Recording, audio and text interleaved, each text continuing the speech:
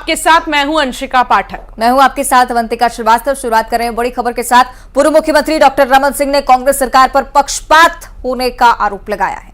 उन्होंने अपने Twitter account पर ट्वीट कर कहा कि पिछले 5 साल से कांग्रेस की सरकार में राजनांदगांव के साथ पक्षपात हुआ है और राजनांदगांव से विभिन्न शासकीय कार्यालयों को हटाकर जिले के विकास को बाधित करने का काम किया। उन्होंने ये भी कहा कि अब आचार संहिता के दौरान महुआ फूल प्रसंस्करण इकाई को राजनांदगांव से पाटन ले जाया जा रहा है, जो एक बार फिर से राजनांदगांव के साथ हो रहे पक्षपात का प्रमाण बनकर खड़ा हुआ है।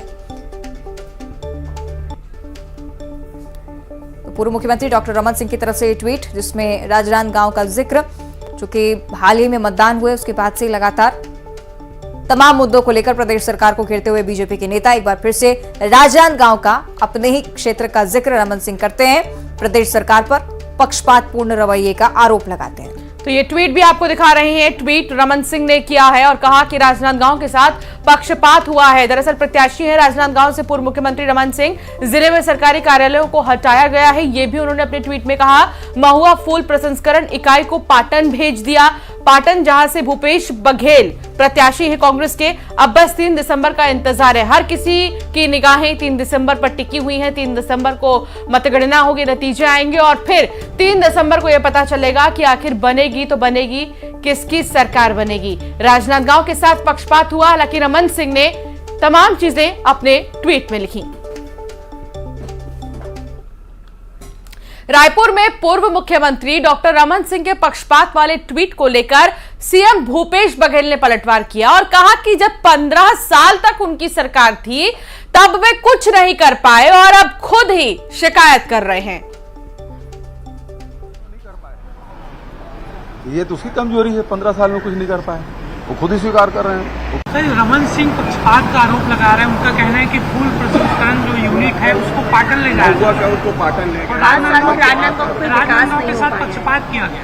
मतलब 15 साल में वो नहीं कर पाए, ये तो उसकी कमजोरी है, 15 साल में कुछ नहीं कर पाए, वो खुद ही स्वीकार कर रहे हैं वो कमजोरी अपनी। तो ये आपने सुना मुख्यमंत्री भूपेश बघेल को।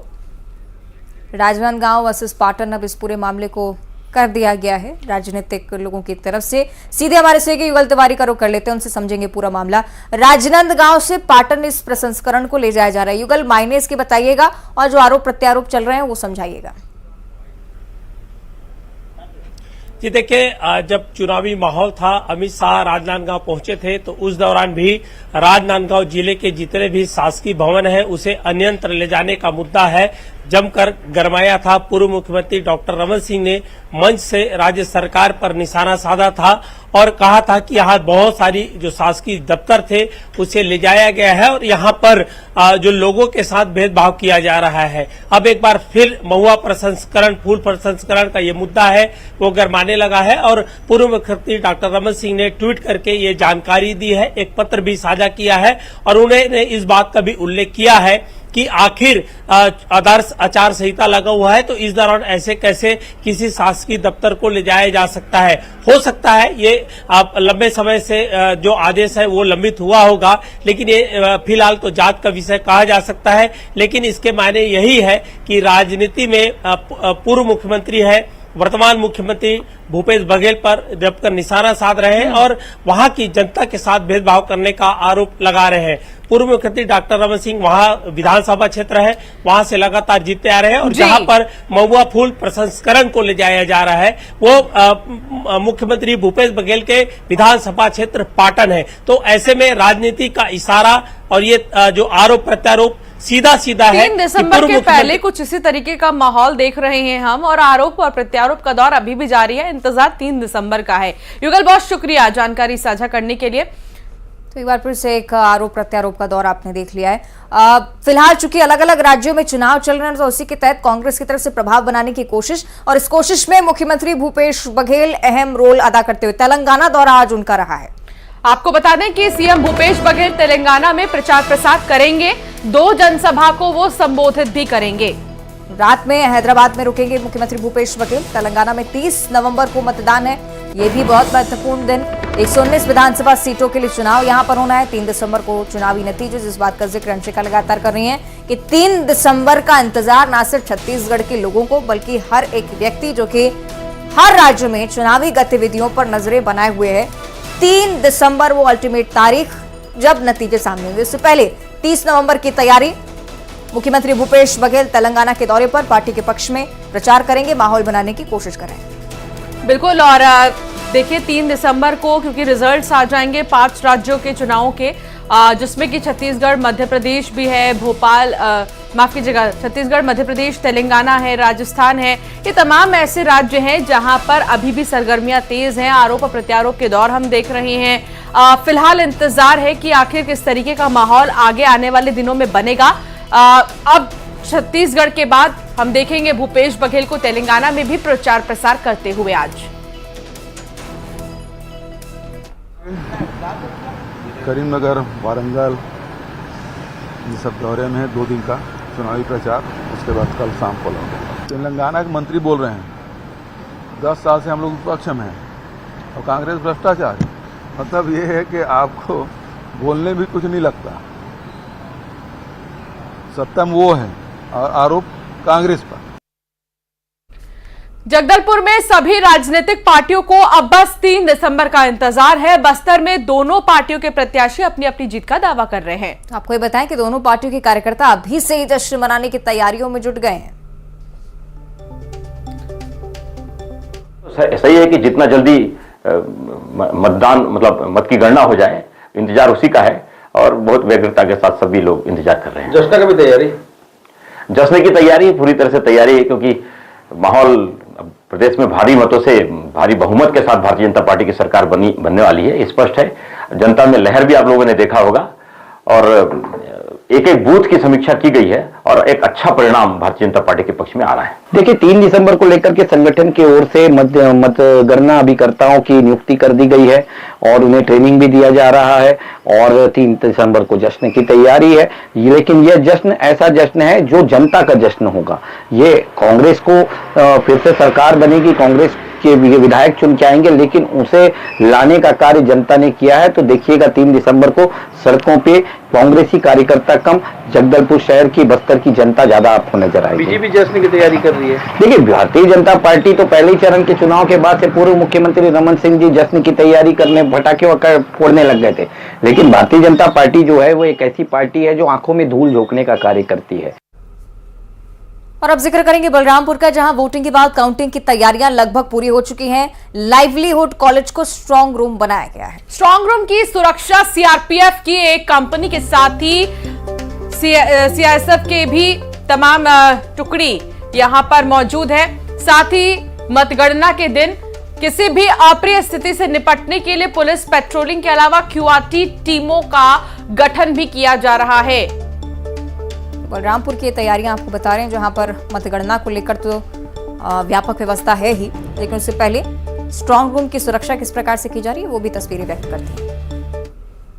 प्रावधान अनुसार से स्ट्रांग रूम की सुरक्षा के लिए सीआरपीएफ की पूरी एक कंपनी तैनात की गई है, जिनके द्वारा जो सेकंड लेयर से लेकर थर्ड लेयर तक के दोनों की सुरक्षा सुनिश्चित की जा रही है। साथ ही साथ इनकी मदद के लिए हम लोगों के द्वारा सीजेप की एक सेक्शन और जिला बल का एक 4 का बल वहाँ तैनात किया गया है, ताकि उनको आवश्यक मदद मिल पाए। लोगों को जानने पहचानने के हिसाब से उनको रखा गया है। पीएम मोदी ने मन की बात में जगदलपुर का जिक्र किया। प्रधानमंत्री ने लोगों से मेलों से जुड़े तस्वीरें साझा करने को कहा, जिसके बाद संस्कृति मंत्रालय ने एक फोटोग्राफी प्रतियोगिता का आयोजन किया था। इस प्रतियोगिता में जगदलपुर में ग्रामीण मेले के दौरान ली गई फोटो को पुरस्कार मिला। मन की बात में पीएम मोदी ने जगदलपुर के ग्रामीण मेले में भजिए का स्वाद लेती महिला की तस्वीर का जिक्र किया है, जमकर सराहना की है। जी ने छत्तीसगढ़ के जगदलपुर में एक गांव के मेले में भजिया का स्वाद लेती महिलाओं की फोटो भेजी थी, इसे भी पुरस्कृत किया गया। साथियों, मन की बात के माध्यम से आज हर गांव, हर स्कूल, हर पंचायत को ये आग्रह है कि निरंतर इस तरह की प्रतियोगिताओं का आयोजन करें। रायपुर से खबर, जहां डॉग बाइट की घटनाएं नहीं थम रही और डॉक्टर पर कुत्ते ने अचानक हमला कर दिया। कुत्ते के काटने के बाद डॉक्टर बुरी तरह से जख्मी हुए। 5 दिन पहले कुत्ते ने बच्ची पर हमला किया था। इससे पहले ये मामला सामने आया था, लेकिन लगातार इस मामले को लेकर जैसी चर्चाएं हुई, दूसरा मामला आने में भी देर नहीं लगी। राजधानी का जिक्र कर रहे हैं, प्रमुख शहर है रायपुर छत्तीसगढ़ का, इसके बावजूद निगम की तरफ से कोई एक्शन इस पर नहीं लिया जाता है। एक बार फिर से एक डॉक्टर पर कुत्ते ने हमला किया, बुरी तरह से जख्मी है, इलाजरत हैं, और उससे पहले बच्ची की भी हालत बहुत ज्यादा बुरी हो गई थी डॉग बाइट के चलते। लगातार इस प्रकार के मामले न सिर्फ रायपुर में बल्कि छत्तीसगढ़ के अलग अलग प्रमुख शहरों से निकलकर सामने आ चुके हैं, और विंटर के सीजन में ये समस्या और ज्यादा प्रमुख रूप से सामने आती है।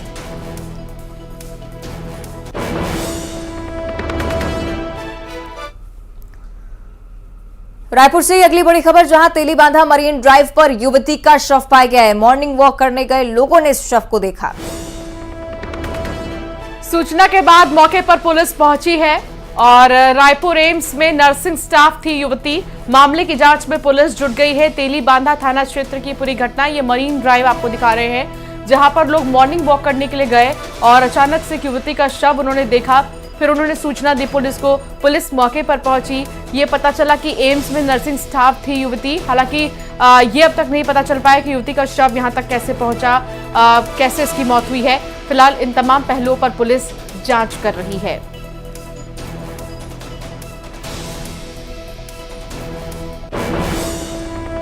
राजधानी रायपुर के मरीन ड्राइव में एक और लाश मिली है, एक युवती की लाश मिली है। इसके पहले अगर हम बात करें तो 3 लाशें और मिल चुकी है। जब सुबह लोग यहां पर सैर करने के लिए आए, उसके बाद उन्होंने यहां पर युवती की लाश देखी और उसके बाद में मॉर्निंग वॉक करने के लिए जो लोग आए थे उन्होंने फिर पुलिस को सूचना दी। तेलीबांधा पुलिस जो है वो मौके पर पहुंची और मौत का कारण अज्ञात है। ये समझ में नहीं आ रहा है कि उस युवती ने आत्महत्या की है या फिर किसी ने उसे यहाँ पर ढकेल दिया या फिर मारकर लाश फेंकी है। युवती का नाम दीक्षा चौहान बताया जा रहा है। उसकी उम्र लगभग 29 से 30 साल है। ये देहरादून की रहने वाली थी और 2021 से एम्स अस्पताल में काम कर रही थी।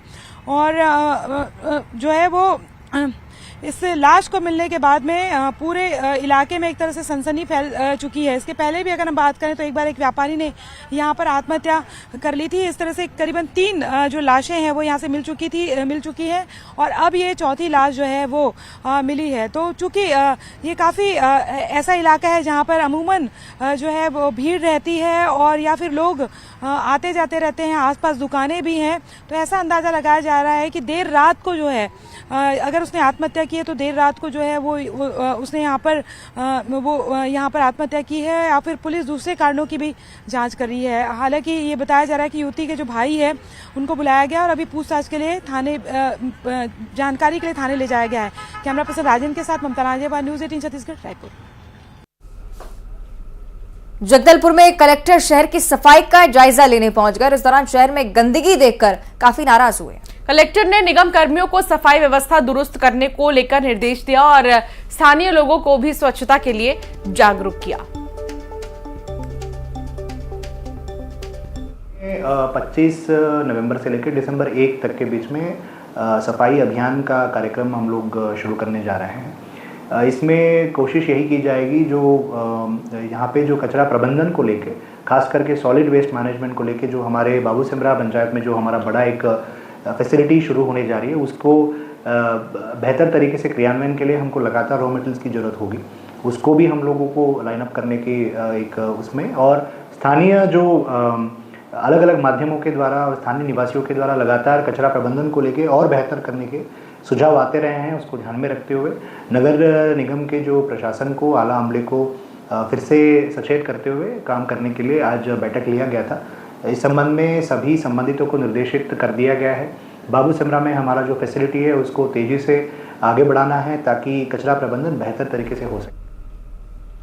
कोरबा में देव दिवाली को लेकर तैयारी जोरों पर चल रही है। कल 30,000 दीपों से जगमगा हो उठा हसदेव तट। हिंदू क्रांति सेना की ओर से सर्वमंगल मंदिर घाट पर देव दीपावली के उपलक्ष्य में महाआरती का आयोजन किया जाएगा। आपको बताया कि हिंदू क्रांति सेना के सदस्य ने बताया कि पिछले साल भी समिति ने सर्वमंगला मंदिर घाट पर हसदेव महाआरती का भव्य आयोजन किया और इस साल भी महाआरती यहाँ पर बहुत ज्यादा खास होने वाली, जिसके लिए स्थानीय लोग पूरी तरह से तैयार।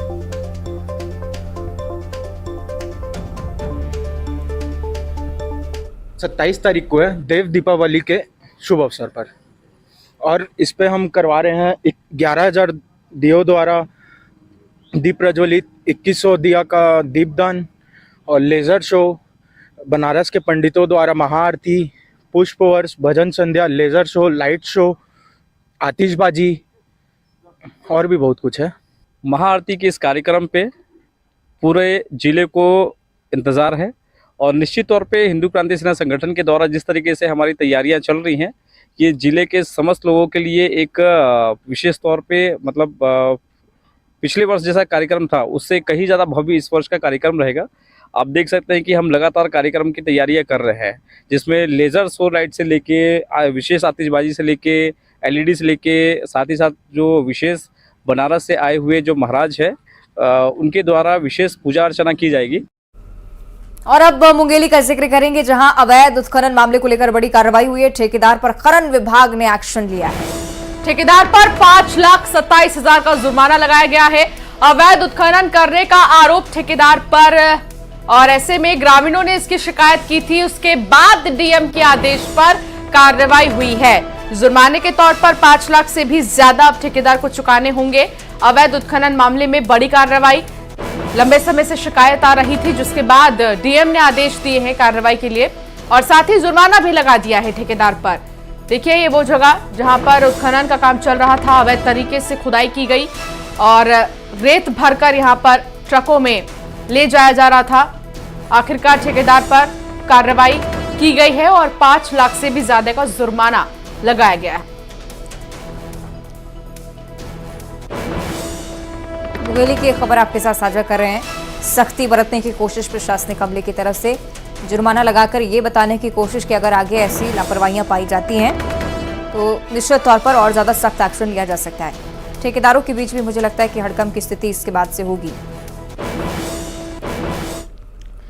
रायपुर से बड़ी खबर आ रही है। रेल यात्रियों को बड़ा झटका लगा है। छत्तीसगढ़ से गुजरने वाली 6 ट्रेनें रद्द हो गई हैं। अलग अलग कारणों के चलते ट्रेनों को कैंसिल किए जाने की सूचना। बड़ी बात यह है कि छत्तीसगढ़ में बहुत लंबे अरसे से ये क्रम रहा है। छत्तीसगढ़ में ट्रेनें कैंसिल होती हैं, वैकल्पिक व्यवस्था नहीं दी जाती है। यात्री सबसे ज्यादा परेशान होते हैं और एक बार फिर से बड़े झटके के तौर पर आप इसे देख सकते हैं। छत्तीसगढ़ से गुजरने वाली 6 ट्रेनों को कैंसिल कर दिया गया है। अलग अलग कारण दिए गए हैं, कहीं आधुनिकीकरण होना है, कहीं मेंटेनेंस होना है और इसी के चलते रेलवे विभाग की तरफ से इस बात का हवाला भी दिया जाता है कि जो काम कर रहे हैं वो जनता के हित में ही कर रहे हैं, उनके हितैषी होने का हवाला दिया जाता है। लेकिन उसके बावजूद कोई वैकल्पिक व्यवस्था ना होना बहुत बड़ी मुश्किल। और मुंगेली की बात करेंगे, जहां चाणकमार टाइगर रिजर्व से हाथियों के झुंड का एक नया वीडियो सामने आया है। दरअसल बिंदावल में 6 से ज्यादा घरों को हाथियों ने तोड़कर तहस नहस कर दिया। हाथियों के डर से गांव वाले रात भर जागे रहे। ये वीडियो आपको दिखा रहे हैं। साफ देखा जा सकता है कि हाथी कैसे ट्रैक्टर को धक्का मारते हुए नजर आए। ये तस्वीरें आप देखिए, निश्चित तौर पर डरा देती हैं तस्वीरें हर ग्रामीण को जो कि इस क्षेत्र के आसपास रहता है।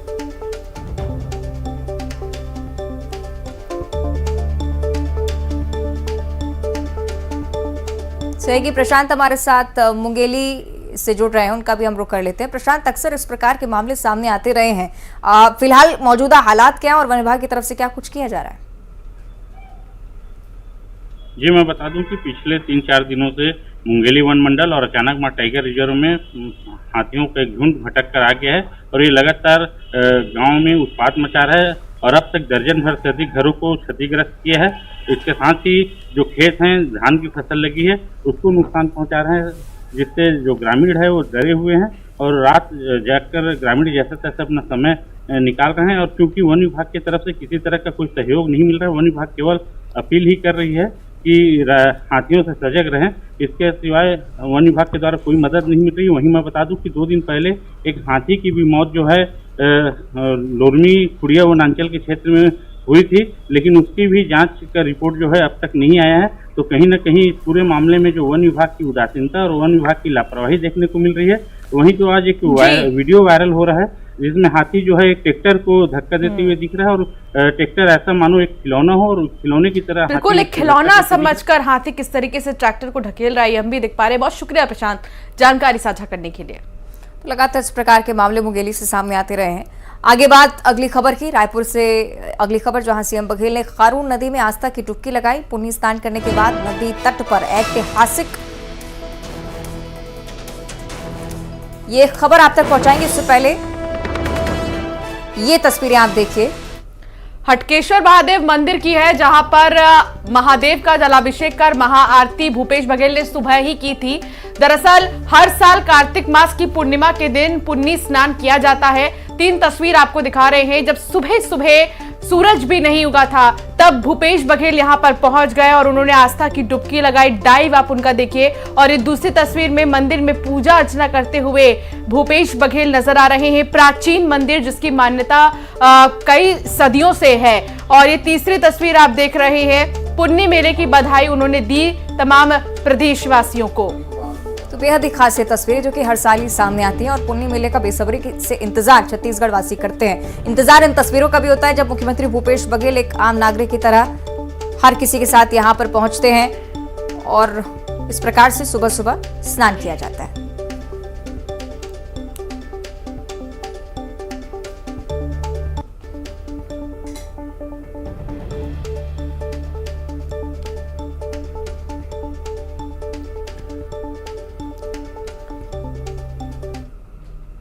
और चलिए एक नजर डालेंगे नॉनस्टॉप खबरों पर।